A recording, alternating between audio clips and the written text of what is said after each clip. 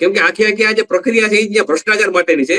હવે ટેન્ડરની વાત કરું તો આ ટેન્ડર એક કચ્છની આશાપુરા ફર્મ નામની એજન્સીને આખું ટેન્ડર મળ્યું છે.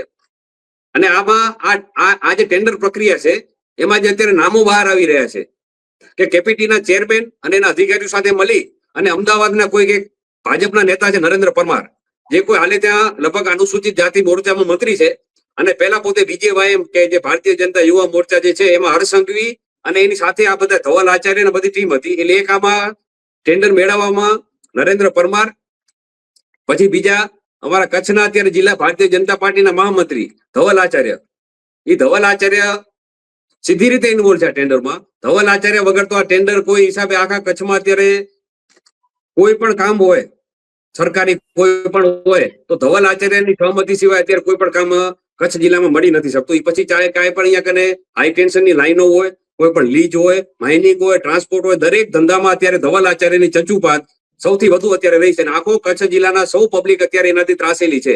એટલે ધવલ આચાર્ય દ્વારા જ કેપીટીના ચેરમેનને કોઈ પણ રીતે ઉપરથી દબાણ લાવીને એમાં અત્યારે જે કેન્દ્રના મંત્રી છે પોર્ટ શિપિંગના રાજ્ય મંત્રી શાંતનુ ઠાકોર, એનો પણ આમાં રોલ ઇન્વોલ્વ આવ્યો છે.